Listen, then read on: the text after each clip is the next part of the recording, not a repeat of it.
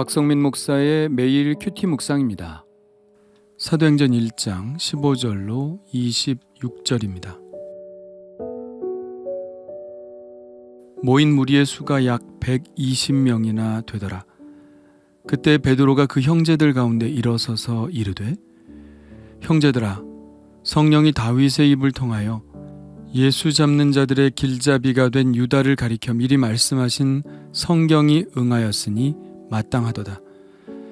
이 사람은 본래 우리 수 가운데 참여하여 이 직무의 한 부분을 맡았던 자라. 이 사람이 불의의 삭스로 밭을 사고 후에 몸이 곤두박질하여 배가 터져 창자가 다 흘러나온지라. 이 일이 예루살렘에 사는 모든 사람에게 알리어져 그들의 말로는 그 밭을 아겔다마라 하니 이는 피밭이라는 뜻이라. 시편에 기록하였으되 그의 거처를 황폐하게 하시며 거기 거하는 자가 없게 하소서 하였고, 또 일렀으되 그의 직분을 타인이 취하게 하소서 하였도다. 이러함으로 요한의 세례로부터 우리 가운데서 올려져 가신 날까지 주 예수께서 우리 가운데 출입하실 때에 항상 우리와 함께 다니던 사람 중에 하나를 세워 우리와 더불어 예수께서 부활하심을 증언할 사람이 되게 하여야 하리라 하거늘. 그들이 두 사람을 내세우니 하나는 바사바라고도 하고 별명은 유수도라고 하는 요셉이요 하나는 마띠아라. 그들이 기도하여 이르되, 무사람의 마음을 아시는 주여, 이 두 사람 중에 누가 주님께 택하신 바 되어 봉사와 및 사도의 직분을 대신할 자인지를 보이시옵소서. 유다는 이 직무를 버리고 제 곳으로 갔나이다 하고 제비 뽑아 마띠아를 얻으니 그가 11사도의 수에 들어가니라. 아멘. 그들이 기도하기 위해서 모인 곳은 다락방이었는데요. 이 다락방은 예수님이 제자들과 함께 유월절 식사를 하시던 것과 동일시됩니다. 우리는 흔히 이 다락방을 마가의 다락방이라고 부르는데요. 오늘 본문에는 이 다락방이 누구의 집인지 나와 있지 않으나 사도행전 12장에 보면 이런 말씀이 나옵니다. 깨닫고 마가라 하는 요한의 어머니 마리아의 집에 가니 여러 사람이 거기에 모여 기도하고 있더라. 그래서 이 다락방이 마가의 다락방이라고 불려진 것이죠. 이 다락방의 규모는 엄청나게 크죠. 우리가 생각하는 물건을 쌓아두는 그런 다락이 아닙니다. 집의 2층을 보통 이스라엘에서는 다락이라고 부릅니다. 이 장소는 예수님께서 정해주신 장소인데요. 예수님께서 유월절 식사를 준비하는 제자들에게 이렇게 말씀하시죠. 그리하면 자리를 펴고 준비한 큰 다락방을 보이리니 거기서 우리를 위하여 준비하라. 예수님이 큰 다락방이라고 하셨죠.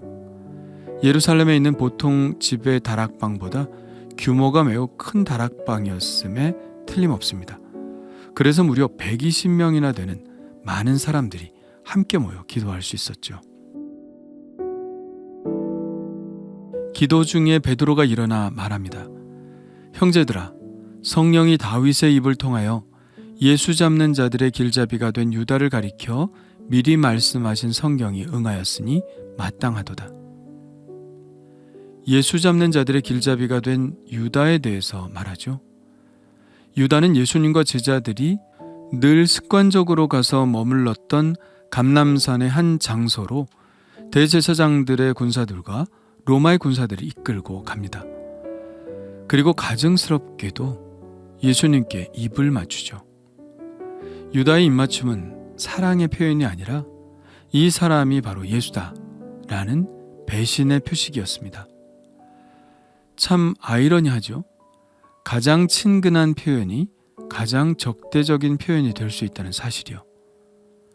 이렇게 예수님의 12 수제자 중 하나였던 유다는 예수 잡는 자들의 길잡이가 되었습니다.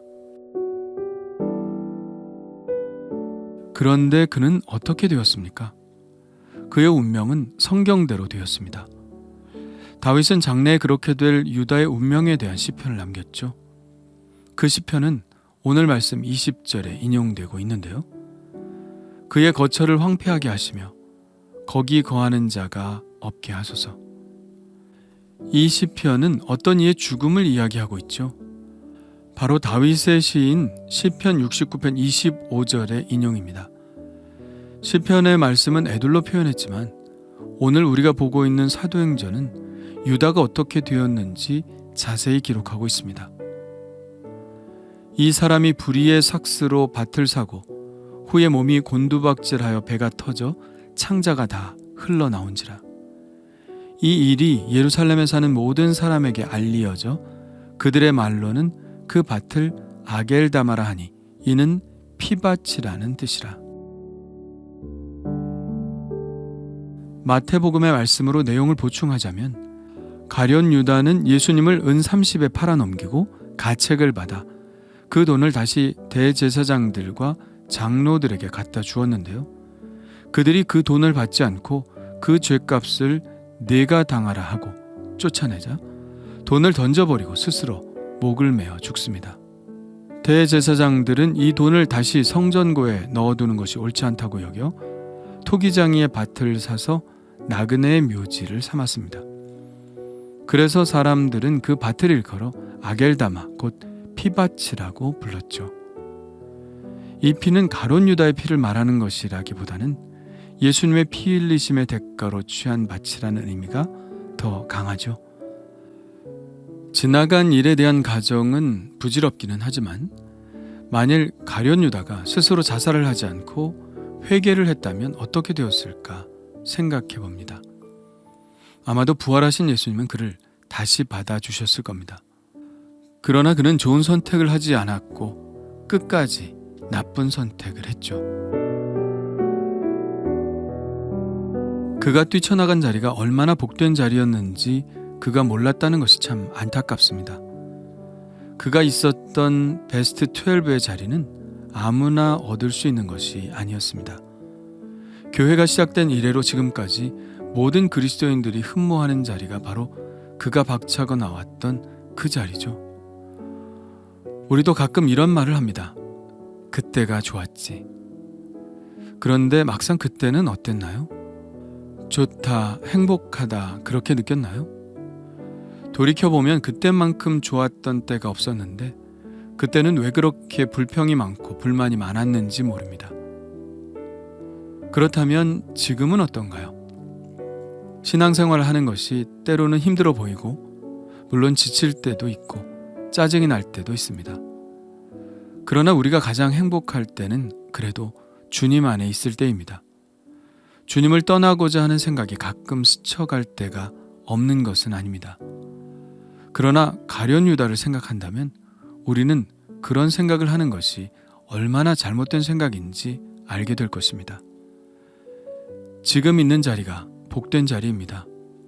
그래도 주님 안에 사는 삶이 가장 행복한 삶입니다. 가룟 유다가 자신의 복된 자리를 박차고 나가 스스로 죽음을 선택했기에 베드로는 한 사람의 제자를 더 택하여 예수님께서 정하신 12를 채워야 했습니다. 그런데 정말 꼭 채워야 했을까요? 11명이면 안 되나요? 안 될 이유는 없겠지만 12를 채워야 하는 이유도 분명히 있을 것입니다. 예수님을 따라다니던 사람들은 참 많았죠. 그런데 예수님은 굳이 12를 택하셨습니다.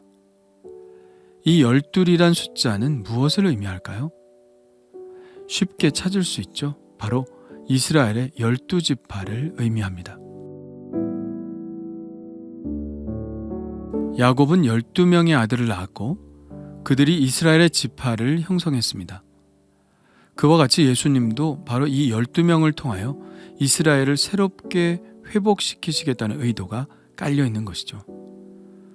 그런데 사실 우리는 예수님의 더 큰 의도를 알고 있습니다. 예수님의 목표는 이스라엘의 회복이 아니었죠. 예루살렘과 온 유대와 사마리아와 땅끝까지 회복시키시는 것이 예수님의 목표시라는 것을 우리는 잘 알고 있습니다. 그리고 이미 이스라엘은 12지파는 사라져버리고 2지파, 즉 유다와 베냐민 지파만 남은 상태입니다.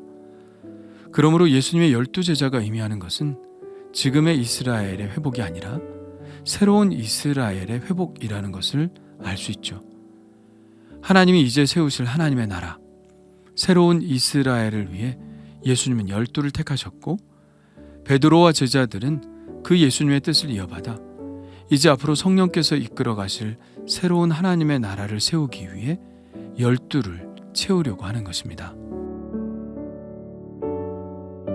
그렇다면 누가 가룟 유다를 대신해 베스트 12에 들어가게 될까요?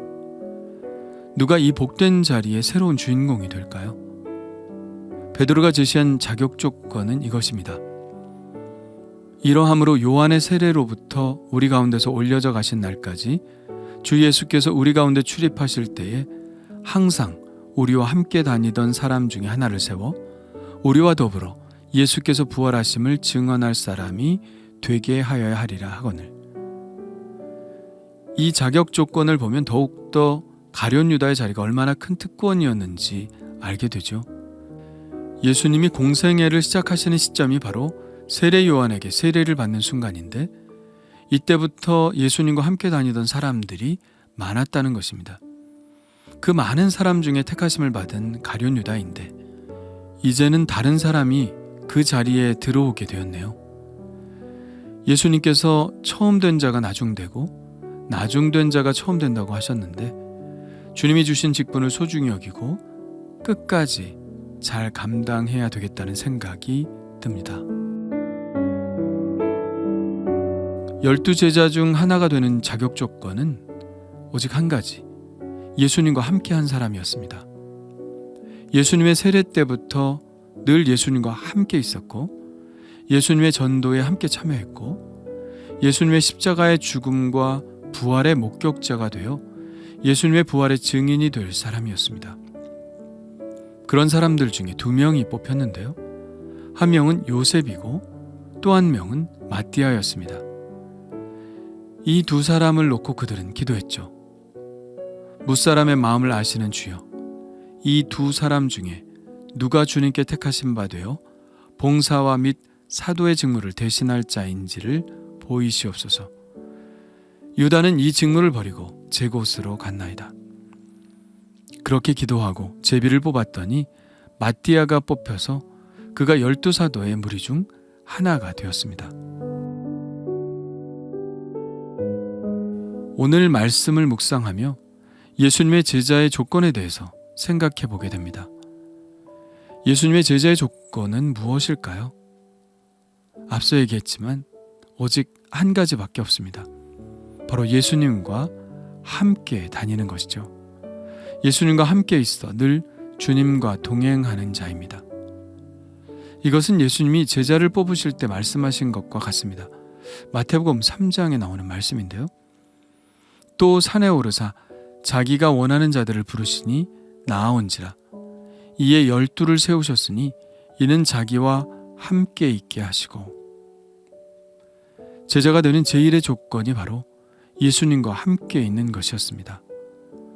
그렇습니다. 제자는 다른 말로 하면 늘 스승과 함께 있는 사람입니다. 스승과 함께 있으면서 스승의 말을 듣고 스승의 행동을 보며 스승의 뜻을 따르는 사람입니다. 우리가 예수님의 제자라면 우리는 예수님과 늘 함께 있어야 합니다. 함께 시간을 보내며 그분이 하신 모든 일을 본받는 사람이 되어야 합니다.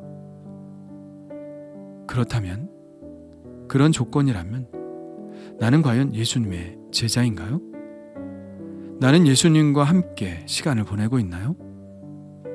늘 주님과 동행하여 그분을 가장 잘 증언할 수 있는 사람인가요? 주님 감사합니다. 주님의 제자가 되기를 원합니다. 늘 주님과 동행하기를 원합니다. 주님과 시간을 같이 하기를 원합니다. 그래서 부지런히 주님을 배우고 제 삶으로 예수님을 증언하는 주님의 참 제자가 되게 하여 주옵소서. 예수님의 이름으로 기도합니다. 아멘.